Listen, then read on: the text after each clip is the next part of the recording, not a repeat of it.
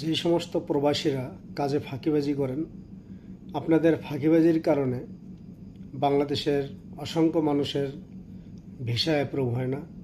Visa প্রসেসিংয়ে গিয়ে long time লাগে, অবশেষে ভিসা ক্যান্সেলও হয়। তো তাদেরকে বলবো, যারা কাজে ফাঁকিবাজি করেন বা ফাঁকি দেন, তারা একটু মনোযোগ দিয়ে কাজ করবেন, যাতে বাংলাদেশের ভবিষ্যৎ আর কারো ভিসা ক্যান্সেল না হয়, কারো যেন ভিসা অ্যাপ্রুভ হতে সমস্যা না হয়। তো আপনারা যারা কাজে ফাঁকি দেন তারা ভালো হয়ে যাবেন, তা না হলে আপনাদেরকে বলতে হবে মাসুদ ভালো হয়ে যাও। আরেকটা বিষয় হচ্ছে, আমাদের যেই প্রবাসী কল্যাণ মন্ত্রণালয়ের একজন প্রতিমন্ত্রী আছেন, নাম হচ্ছে ওনার নুরুল হক নূর সাহেব। উনি কিন্তু কিছুদিন আগেও প্রবাসীদের থেকে বিকাশে টাকা নিয়ে তার সংসার চালিয়েছে, তার জীবন পরিচালনা করেছেন। তিনি কিন্তু প্রবাসীদের থেকে অনেক সুবিধা নিয়েছেন এবং এই ২৪-এর যে কোটা আন্দোলন যখন চলে, তখন তিনিই কিন্তু পরামর্শ দিয়েছিলেন যে প্রবাসীরা যেন রেমিটেন্স দেওয়া বন্ধ করে দেয়। রেমিটেন্স দেওয়া বন্ধ করে দিলে সরকার এমনিই অচল হয়ে যাবে, দুর্বল হয়ে যাবে।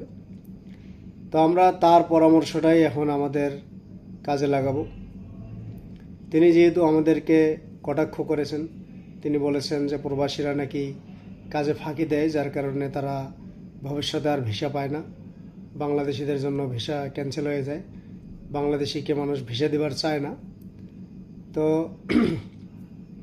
আমি এই মুহূর্তে যারা প্রবাসী রয়েছেন সবাইকে বলবো যে আমাদের এখন স্যালারির সময় হয়ে গেছে, অথবা অনেকেই স্যালারি পেয়েও গেছেন।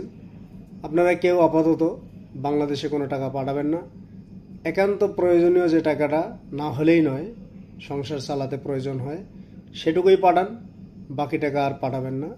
রেমিটেন্স এখন পাঠাবেন না, হাতে রেখে দেন। এই বিকাশ নূর অথবা আমাদের এই অপদার্থ প্রতিমন্ত্রী, ওনার বক্তব্যের যদি উনি ক্ষমা প্রকাশ না করে, দুঃখ প্রকাশ করে যদি ক্ষমা না চায়, তাহলে আমরা রেমিটেন্স পাঠাবো না।